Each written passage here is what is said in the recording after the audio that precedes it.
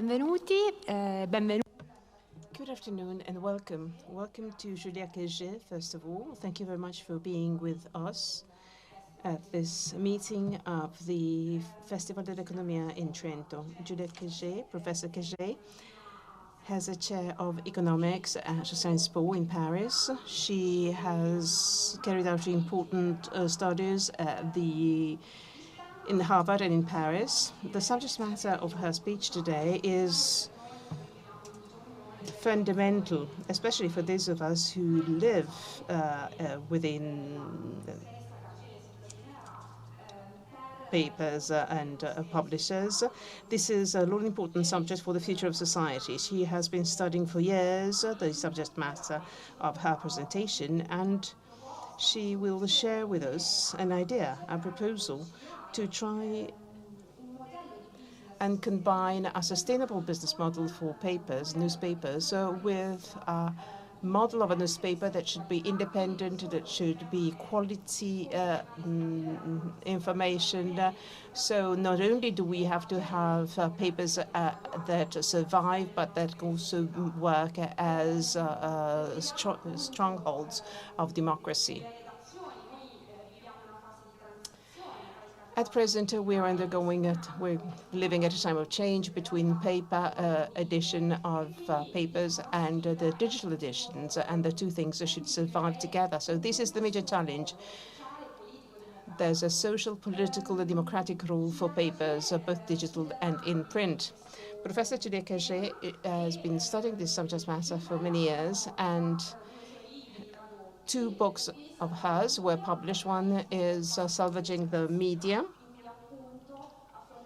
where she talks about the media outlets and democracy and information. Another book was published in France, Information is a Public Good, and this title tells us about her rationale, basically, and we wish to have this translated in Italy soon. The issue of democracy is pivotal for her, especially in combination with information. Information be important for democracy. Another book was published, and this was also translated into Italian, The Price of Democracy. This was published in Italy last year, Battini and Castoldi publisher.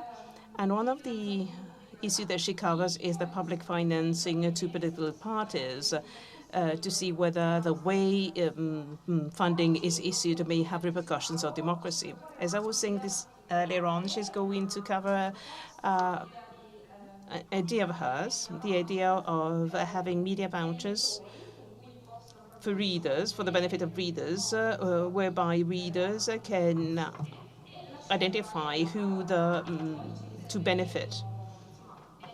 So she's going to hold her speech now, and then there's going to be a Q&A time. So over to you, Professor Julia Keger. So thank you very much. Thanks a lot for the invitation, and sorry not being able to do this talk in Italian. So the topic of today's of this year conference in Trento is about the fact that thanks to the COVID crisis, the state is going to be back, and the topic of this talk is in a sense to highlight how the state could be back in order to support quality journalism. The presentation of today's talk will be partly based on my new book, Information is a Public Good, Rebuilding Media Ownership, that was published in France at the beginning of this year. Like you, I'm looking forward to a translation in Italian, as well as on my previous work on the media, and in particular this Salvare i Media book that was published a couple of years ago in Italian. So the departure point of this book is really this idea that information is a public good. What does it mean? Information is a public good. It means that we need information in well-working democracies. Very often we define a democracy as being a system into which one person is equal to one vote.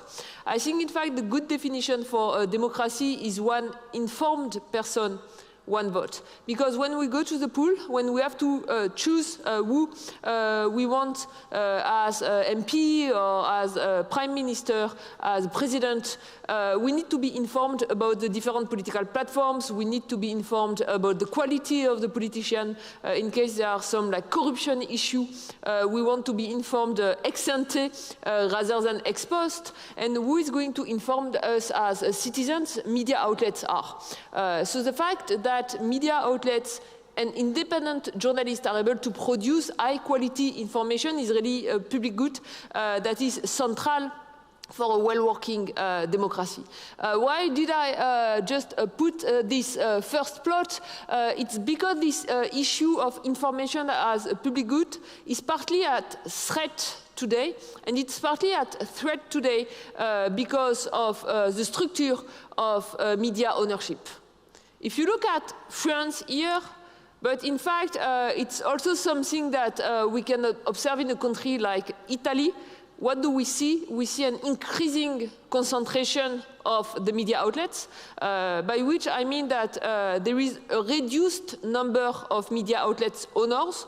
So you have a few number of owners who own the different media outlets, which put media independence and media pluralism at risk. That's the first thing.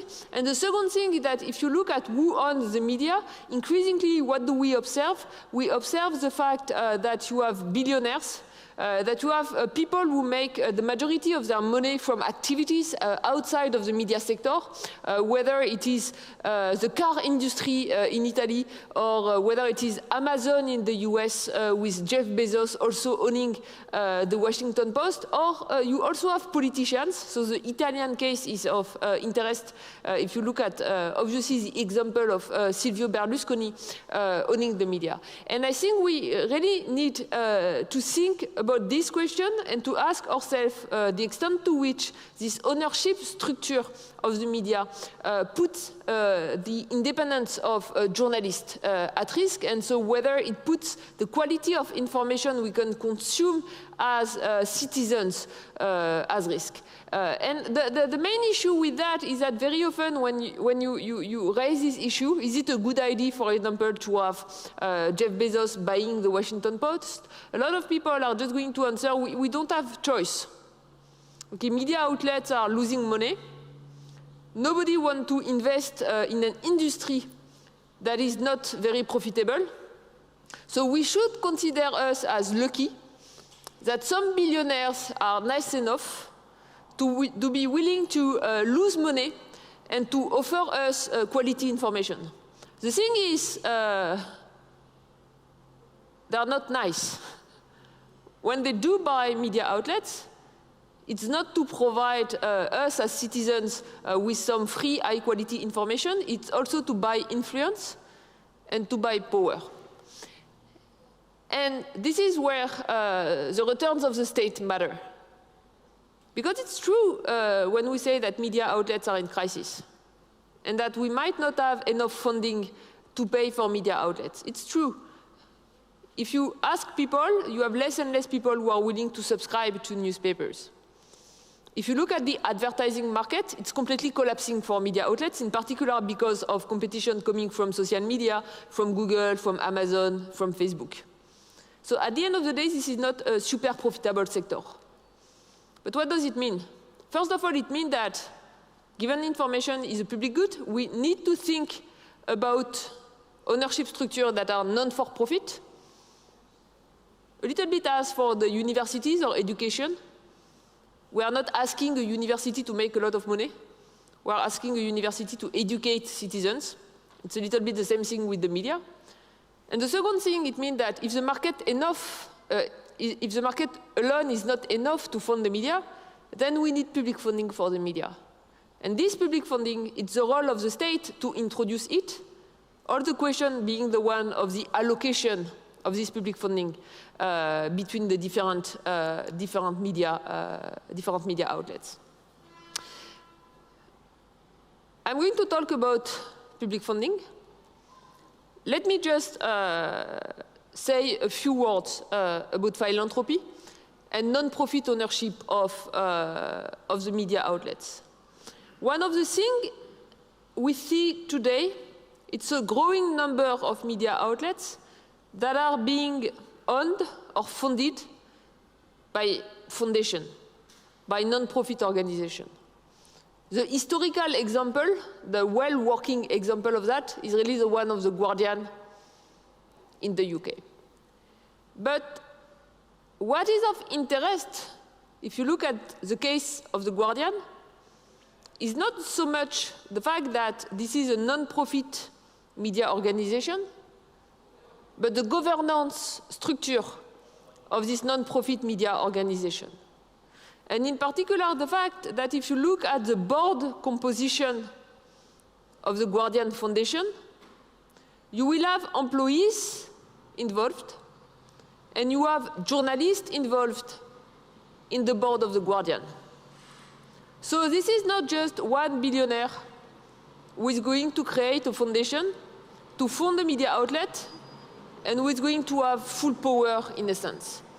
The big issue is a lot of people say, The Guardian is working well, let's do the same thing as what The Guardian is doing. And then they set up a non-profit foundation, a non-profit organization to own some media outlets.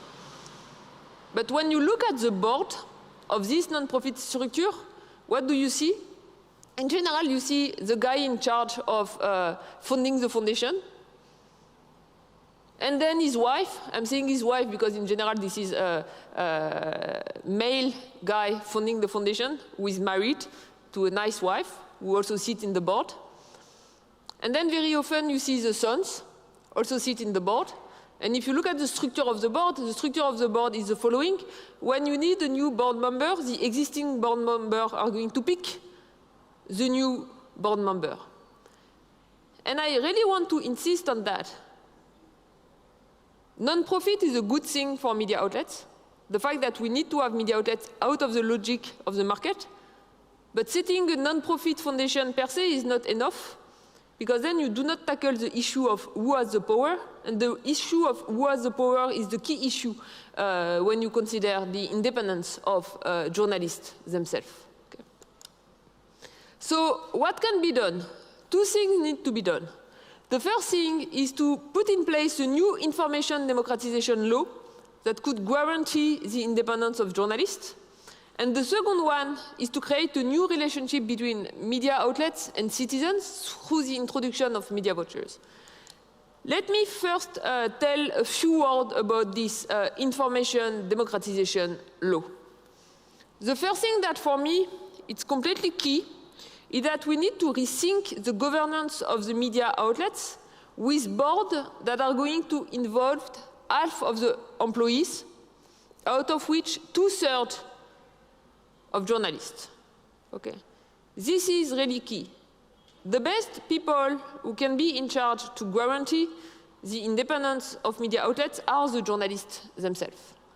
So even if journalists do not have enough money to set up a media outlet by themselves, they need to have some power, and you need to think independently of the issue of who has the money, who brings the money, who owns the capital, and who has the power. And this shared governance structure can help a lot in terms of media independence. The second thing is the fact of making it compulsory to appoint the managing director of the media by the democratic board with the assent of 60% of the journalists.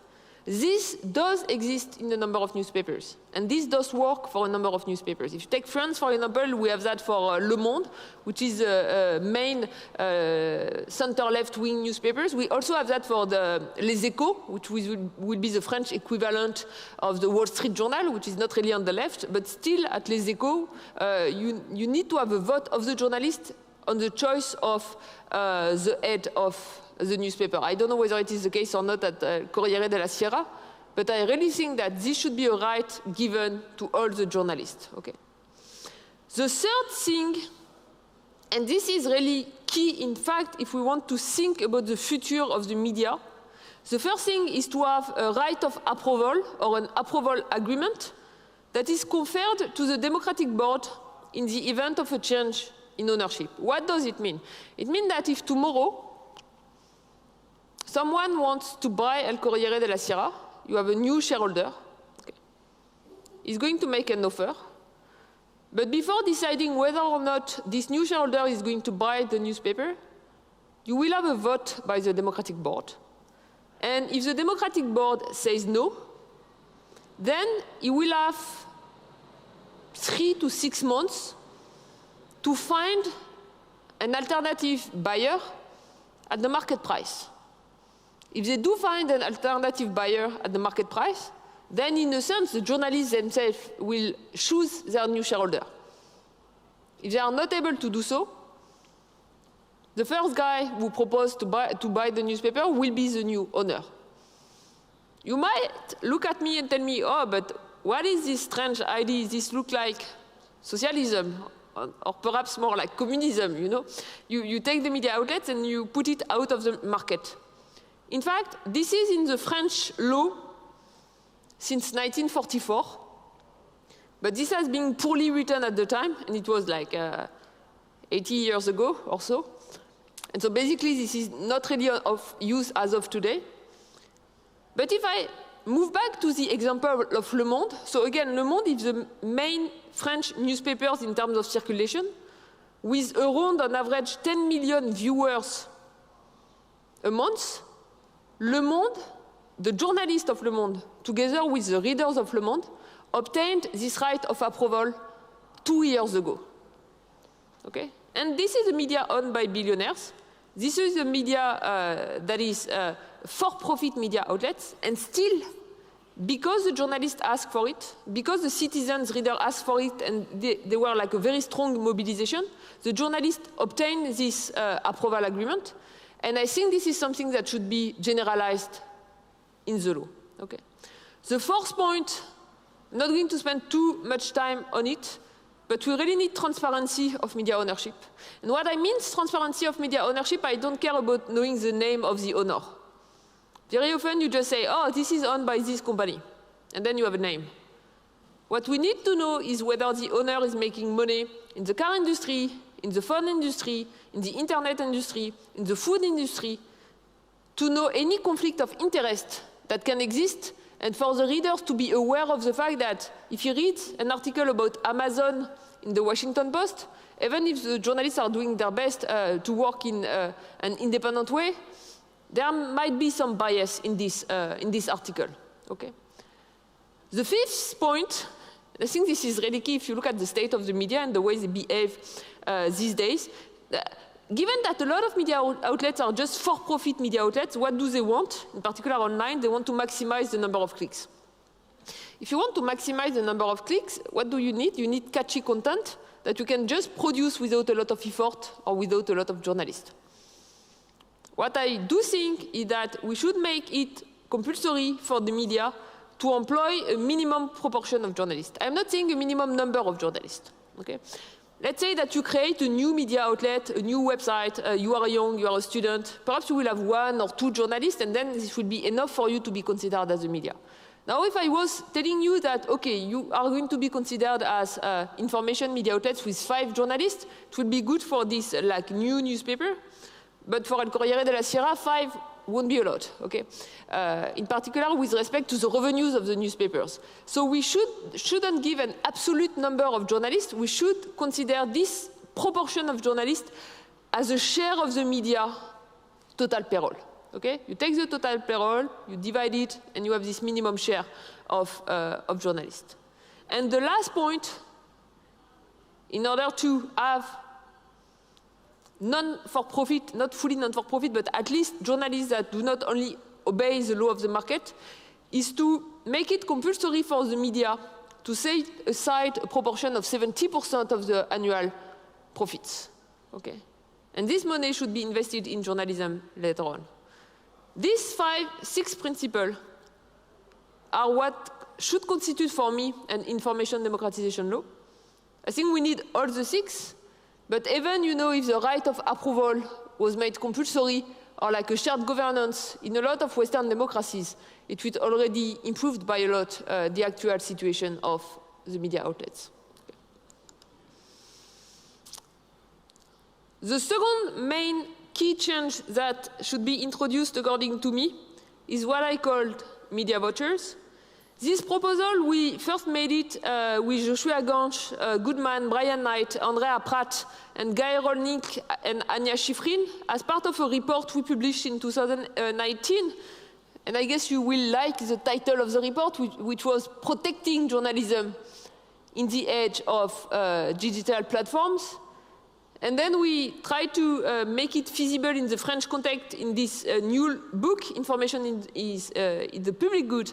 And I'm going to say a few words about Italy, because I guess in Italy, given that you already have the 8 per 1000 and the 5 per 1000, as well as the 2 per 1000 for the funding of political parties, the fact of implementing this media voucher will be pretty easy, even easiest than in other countries, because the tax administration is already used in the sense to allocate funds depending on consumers' preferences. Okay. So, what are these media vouchers? The key point is the following. Information is a public good. And so it means that we need public support to journalism. This is not new, okay? More and more people are pushing in favor of this public support for journalism. And if you look at a number of countries around the world, you already have public funding for media outlets. It can be either direct or indirect public funding. So the main existing form of public funding as of today is really like reduced VAT. So you pay a lower VAT rate for media outlets than for other goods. Okay. You also have obviously this issue of the public funding of broadcasters. Then you can ask me, okay, so we have reduced VAT, you have direct public funding, why do I want to introduce on top of that media vouchers? For the following reason. First thing, a lot of countries and a lot of citizens oppose public funding of media outlets because they are afraid that public funding of media outlets can be used as a tool by the government to influence the content of the media outlet. And this is something that is true. It happens. It does not mean that it happens all the time in all countries with all government, but it happens. I can give you like example in France, I can give you example in Italy, I can give you example in Argentina. It can be through different forms. I can give you example in India through the use of public advertising, for example, in newspapers. We know that if you give this tool to the government to fund media outlets with some direct subsidies, where the government can choose which media to fund or not fund, this can have a direct impact in terms of editorial independence. We know that, and I think we really need to be aware of that, okay? So we are in front of a paradox in a sense.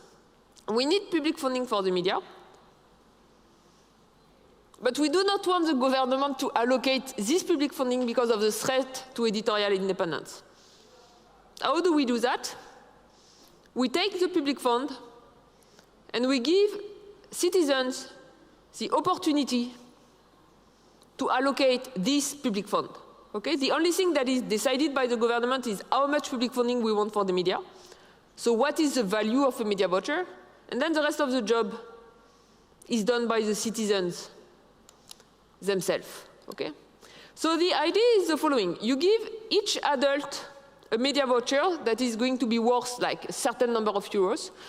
So for example, in the US context, in the original report, we proposed $50 media vouchers. In particular, because in the US, you have no funding at all, either of like public newspapers, websites, but nor of like public broadcasters. In the French context, we say that it could be 10 euros as of today. I think in Italy, it would be like somewhere in between, okay? And then each year, when filling its tax returns, each citizen is going to indicate the media outlet or the media outlets to which he or she wants to allocate a media voucher.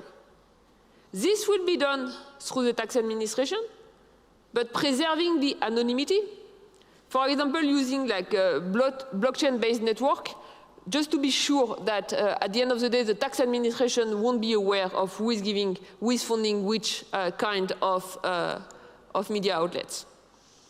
This is the due per mille in Italy that was introduced in 2014. What is the due per mille in Italy? It's the possibility that is given to each citizen, each Italian citizen, to allocate due per mille, so 2%. So due per mille for me is the best thing I know in Italian. You know, I know 3 words, but these 3 words I know them very well. To fund the political parties of their choice. What is the main issue with the due per mille? Is that it is a share of your income. Okay. So the more money you have, the more money the government is going to allocate to fund your political preferences. This is a huge issue. Huh? It means that in Italy as of today, but it's the same issue with the auto per mille and cinque per mille, the funding of the religion and the funding of the non-profit organization in Italy. There is a system in which the more money you have, the more weight, financial weight, in a sense, the government is going to give to your political preferences. So the big difference between the media vouchers and the due per mille is that you give each citizen the same amount, like 10 euros, 20 euros to each citizen, independently of the income. Okay? You are rich, you are poor, you can decide to use the same amount to fund the political parties with the due per mille, if it were to be like reformed, or to fund the media outlets of your choice. Okay? Then you can ask me, what are the media outlets who could benefit from the media vouchers? The idea here, again, is to have public funding with no threat to journalism independence. So you really do not want the government to intervene. So the solution is just to impose a small number of conditions. For me, in a perfect world, the solution will be to impose 6 conditions that I already defined before with this idea of information democratization law. So transparency, sufficient number of journalists, be careful about the fact of saving part of the profits rather than giving like dividends, and produce some general interest news. Okay? One of the questions could be the following: how to make sure then, let's say, because RAI 1 would be one of the most popular like broadcaster, like for a public broadcaster, or like, let's say that everybody reads like Corriere della Sera, but you do not want all the vouchers to go to the Corriere della Sera because you want to preserve some pluralism. How do you do that? We say that no media outlets can receive more than 1% of the total amount of the media vouchers. We can talk about the threshold. Okay, we say 1%, it could be like 2% or 0.5%, but you make sure that no media outlets will receive more than that. Okay? So this is something that is completely key. And the second thing that is key, and in fact that is a big difference between the due per mille and the auto per mille. If you take the due per mille as of today in Italy, if you do not use it, the money is not used to fund publicly the political parties. If you take the auto per mille as of today in Italy, if you do not use it, so if you do not indicate the religion you want to finance, then the amount of money is going to be used and to be given to the different religions depending on the allocation chosen by all the different citizens. It's a little bit of the same if you decide not to go and vote. If you decide not to go and vote, the parliament will be elected depending on the preferences of the other citizens. We need enough public funding of the media. And one of the main threats we can see with this system is that during the very first years, because people are not really willing to spend like too much public money for the media, they do not use their media voucher. In my system, if they do not use their media voucher, we still use this money to publicly fund the media, but depending on the preferences expressed by the rest of the citizens. Okay? This is super small, but I am lucky enough that I wrote it myself, so I know what is on this slide. I'm sorry for you. It's not me. Huh? So just a couple of things, 3 things in fact. You might wonder, are the media vouchers the best system? So one of the things that you can tell me if you were not convinced at the beginning by my arguments against philanthropy, you can tell me, okay, but do we really need media vouchers? What about introducing tax deduction, income tax credit for people making some donations to media outlets? The bad things with income tax credit is a little bit the same issue than with the doué per mille. In general, people who have an higher income, they do give more. So at the end of the day, you are going to spend more public money to satisfy the preferences of the rich than the preferences of the poor.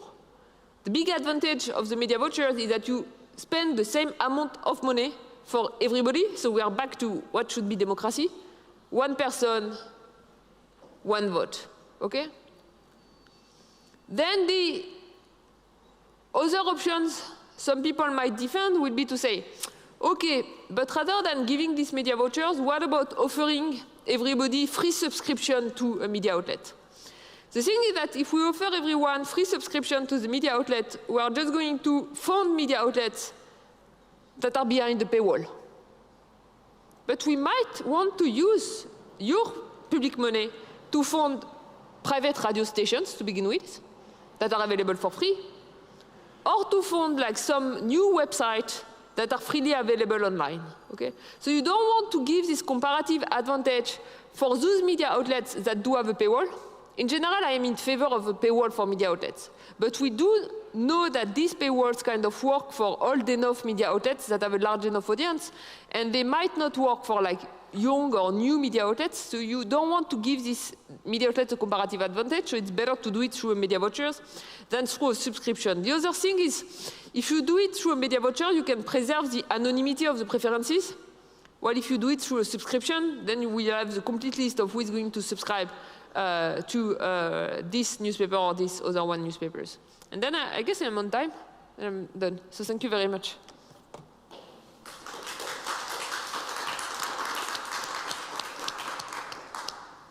Grazie Giulia. Thank you very much, Julia. Let's see whether we have questions from the floor. There is a question.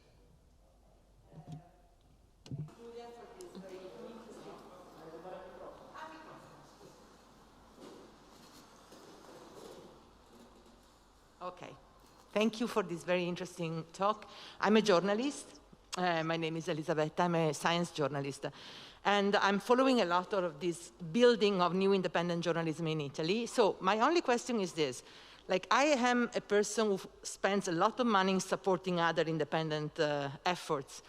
But of course, like, I would be very interested in knowing there are data that can show us whether you have small number of people who are funding a lot of independent efforts, or you imagine in this kind of model would work very well if everybody would be interested in supporting some media, right? So my only worry is that at the moment we have a small percentage of the population strongly interested in making a decision and supporting someone. And in choosing who are the outlet you're going to give your media voucher, aren't we risking maybe to have a sort of, I don't want to call it a cannibalization, but like a sort of a competition between different media?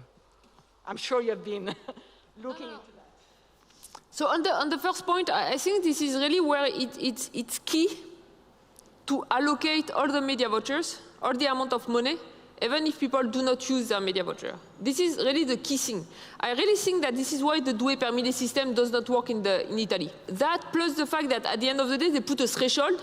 So they say we are not going to spend more than a certain amount for the doué per mille. So it means that at the end of the day, if you all decide to use it, it won't be used because they cap it ex ante, which really makes no sense when you are supposed to give people a right to publicly support the political parties of their choice. So I think this system we should have no cap. We should decide ex ante, okay, let's say 10 euros for each Italian adult.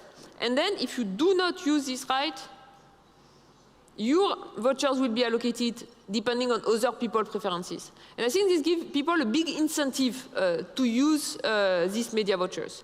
I'm not saying that it will work like perfectly at the beginning. And you can imagine that if we introduce that the first year, you will have perhaps, if I am realistic, between 20 and 30% of the population who are going to exercise this new right, but it might evolve over time, in particular if people are not like happy with the current allocation. Now, are we going to see too much competition between media outlets? They are already competing for the readers.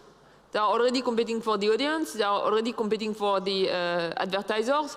I think what is really going to change is that at the end of the day, this will be a way to create a direct relationship between the citizens and the readers, the citizens and the media outlets. This relationship, you already have it for subscription, if you subscribe to a newspaper. But the majority of the people, they do not subscribe to a newspaper. They go online and they consume news for free. And at the end of the day, this has huge implications, in particular in terms of trust, because very often when people, they just click on a website, then when you ask them, I don't like this word for newspaper, but when you ask them what is the brand you consume, they do not even know the brand. So then they distrust media for strange reasons, but they do not trust or distrust the specific media. So this will also be a way to force media outlets to directly communicate with citizens, and not only with a subset of subscribers they do have. So there will be competition, but I think this will be like a good competition, which is far from always being the case. Grazie. C'è un'altra domanda. There's another question. For your presentation, I'm sorry I arrived late because I was in another meeting, so maybe you talked about this before. But I really like your proposal, but I was thinking, wouldn't it be better to directly give the money to the people to spend, for example, in Italy we have some kind of social card for 18 years old. They can spend on media, books, movies, and so on. Wouldn't it be better to just give directly the money and directly fund some particular services? Because, I mean, I can give my 2 per 1000 or my voucher to some journal, but at the same time I still have, for example, the paywall, and I have to use my money out of pocket to look at the website, for example. That's a very good point. Why do I prefer the vouchers rather than giving you a free subscription or like some money on your card that you can spend on like newspapers or something else? Because I also want newspapers and media outlets that are available for free to be funded through the media vouchers. So, but then I completely get your point. The fact that you are young and media are costly, and very often there is a trade-off even between different media outlets. And you know, spending 10 or 12 euros per month to subscribe to a newspaper might be like too expensive for you. So there might be a little bit of frustration in a sense to fund the media outlet through the vouchers, and then still need to pay for it, knowing that perhaps you cannot offer it. So one of the solutions will be to say, okay, if you fund through the media vouchers, media outlets for which there is a paywall, then you will get a free subscription for 1 year. And we might hope that those people who have enough money, let's say, to already subscribe, can also use their vouchers to help financing media outlets that are available for free. This will be kind of a solution in between the two proposals.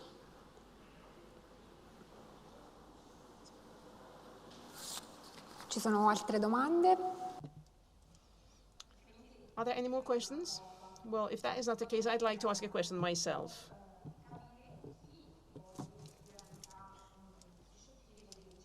I'd like to know who may benefit from these vouchers. Controls should be operated because not all media will be able to get this voucher. There's going to be some control check, as it were, on the quality in the media. You did refer to some criteria that should be complied with, but now, practically speaking, who may decide who can benefit from this money? So in an ideal world, the first thing that we do is the information democratization law. And then we say all the media who comply with the 6 principles of the law, democratic governance, right of approval, non-profit part, enough journalists. So you just need to check these principles that have nothing to see with your content. Okay. In fact, what does it mean? Like you check the box. It just means that you will be a media outlet that is going to guarantee the independence of the journalist and the fact of producing high information high quality information. If you satisfy that, at the end of the day, you can benefit from the vouchers. What we need to have are these very clear rules in terms of governance and independence. What you really do not want to introduce is anything linked to the content, and in particular to the political bias of the different media outlets. I hope this system will also benefit small media outlets. In particular, if I look at the way young people consume news as of today, they tend to consume like new media outlets, smaller websites that are going to be linked to some issues, for example, environmental issues, so kind of niche media. So I'm sure it will like benefit like small media outlets, perhaps even more than the current subscription system. And to ensure that it won't benefit only the one media that will be super popular in a given year, there is this like 1% threshold that I propose to introduce.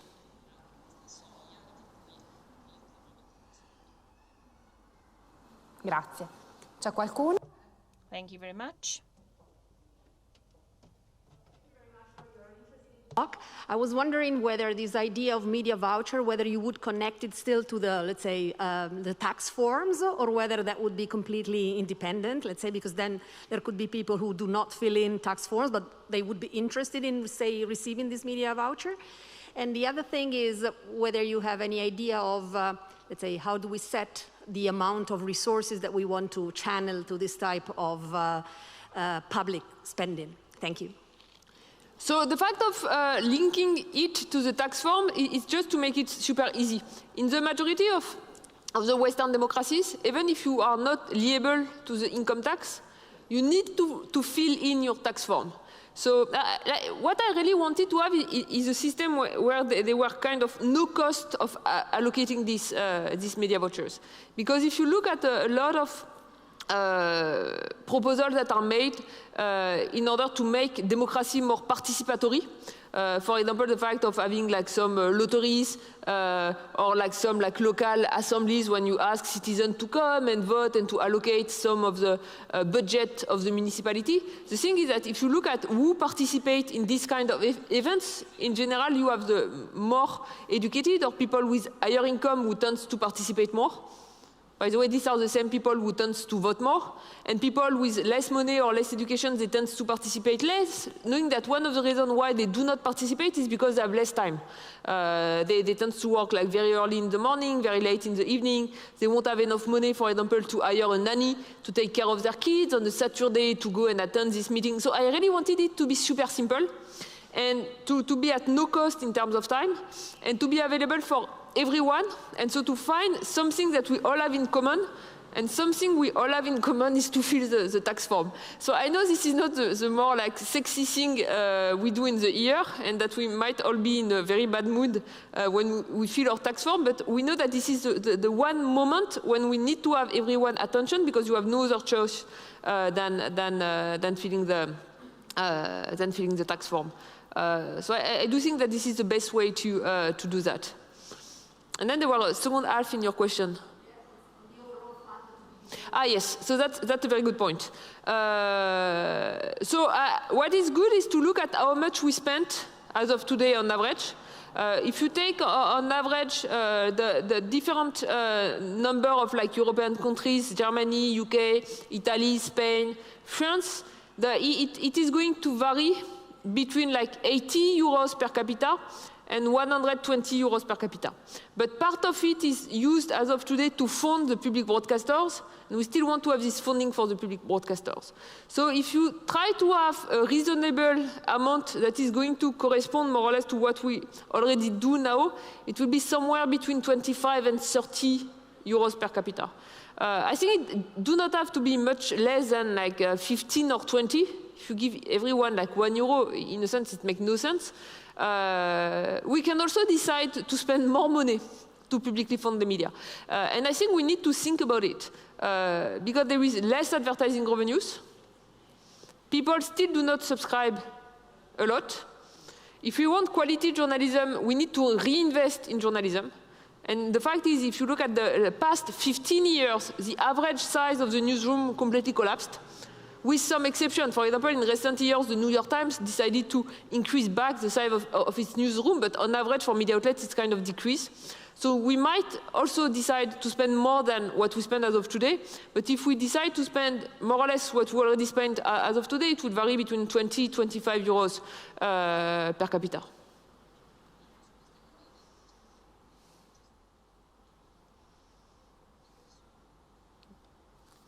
C'è qualche altra domanda? Any other questions? Well, I have a question. In your opinion, trying to widen the perspective a little bit, do you believe that this kind of reform could also promote the citizens' love for newspapers? Because we are actually going through a phase of neglect. Many people claim they get their information on Facebook, so we have to come to terms with these channels. The report of 2019 that you quoted mentioned the competition from new media. I mean, they should not be competitors of journalists, but they are actually becoming our competitors. They erode our news. They gazump it.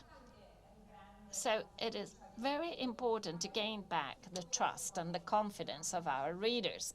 And this might provide us with a better result.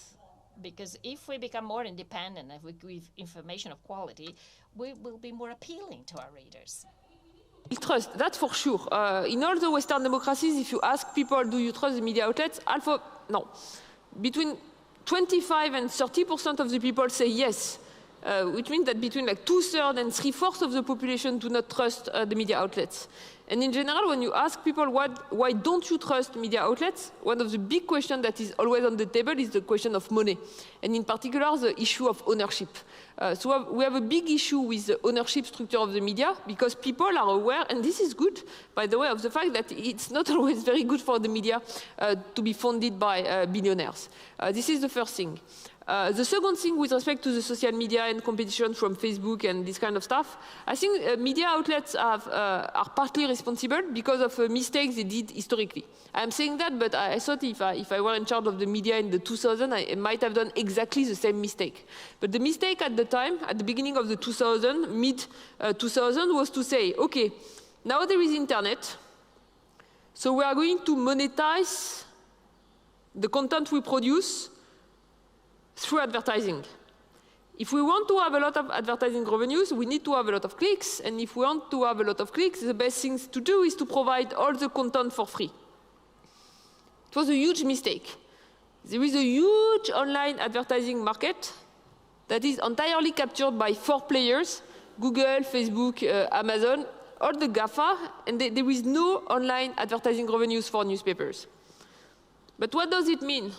It means that for a lot of people, I would say that everyone born after 1995, for years, news was something available for free online. It was completely free online. It was like free food. It was free news. So there was no idea of like, we need to pay for information. So if you don't pay for something, it means that these things in general has no value for you, first thing.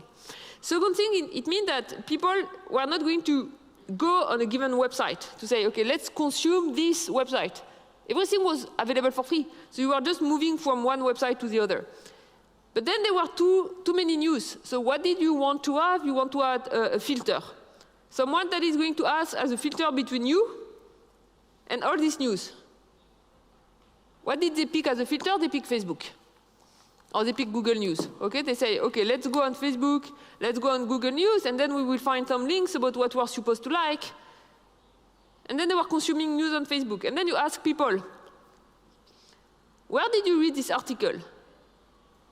And de facto, they answer you, I read this article on Facebook, which is not true, by the way. They were on Facebook, and then they click, and perhaps they were on the website of La Repubblica, or El Corriere della Sera, or Corriere Internazionale, or whatever. But they don't remember the brand, because they did not pay for it, and they don't have any special link with the brand. So as of today, media outlets are slowly moving back and correcting this mistake by introducing paywall, which is okay for people born before 1995 because they were used to pay before, and now they can understand that they need to pay after, but which is still a big issue for the young people. So we need to reintroduce value added, this idea of value added information. Information is not something that you can find for free because it's costly to produce information. And if it has a cost, we need to have some money to pay for it, first thing. And then we need to reintroduce a particular relationship between citizens, even those who do not have enough money to subscribe to a media, because we do not have to forget this part of the population. For a lot of people, it's just too expensive to subscribe to media outlets, and this is what the media vouchers do. It's a way to create a new relationship between citizens and the media, because citizens are going to fund particular media outlets. They are not going to fund Facebook. They will need to pick 1 or 2 media outlets or websites that they want to finance because they believe into it. And this will also create a new relationship between the journalists and the readers, like a kind of like some proximity and some links. And I think this will partly solve the issue of trust. It's not the one solution, but I think it's part of the solution.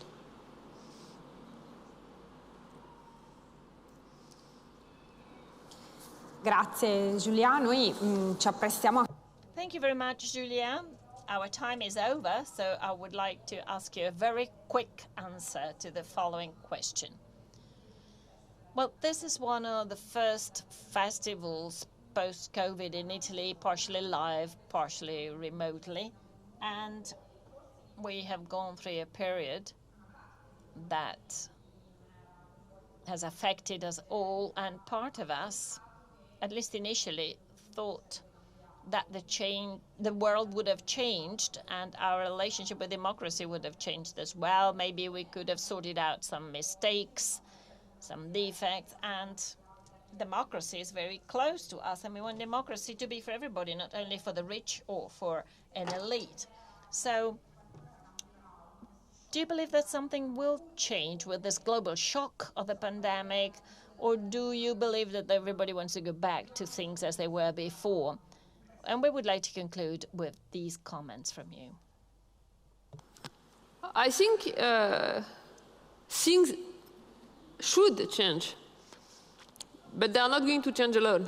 And basically, if we have the same governments after the crisis and before the crisis, the world is not going to change. But I think one of the things that was very clear with the crisis was this increase a little bit more of inequalities. It's kind of surprising to say that when you look at the current level of inequalities, but they are still increasing even more.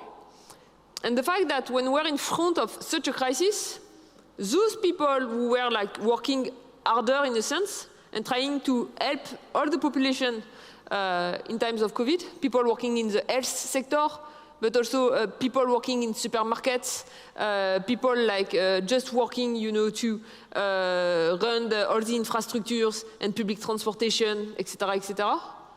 First of all, they were mostly women. And second, they were poorly paid. And they were super poorly paid.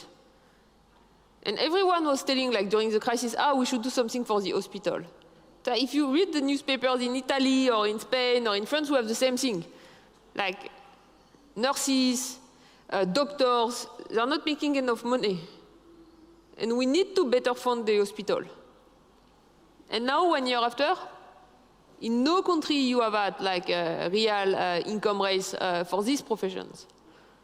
And nothing is going to happen if we have the same governments, because we won't change equilibria. This is something that is super clear. So the only thing that might change for the general public to realize that if even with a crisis such as COVID, nothing is changing like on its own, we need people to be involved again in politics. We need people to vote more, and we need people to fight more for the change they want to happen. And media will play a key role in that, but it also means that one of the big issues, as part of this big green book, we also need to change the way democracy and the way politics are funded. Because one of the big questions as of today is the funding of the media, but it's the funding of democracy because the founding of democracy give way too much weight to the political preferences of the richer. At the end of the day, those who really benefit from the crisis was people who already were making a lot of money. And if we want to change that, we need to change the way we fund and finance our democracy.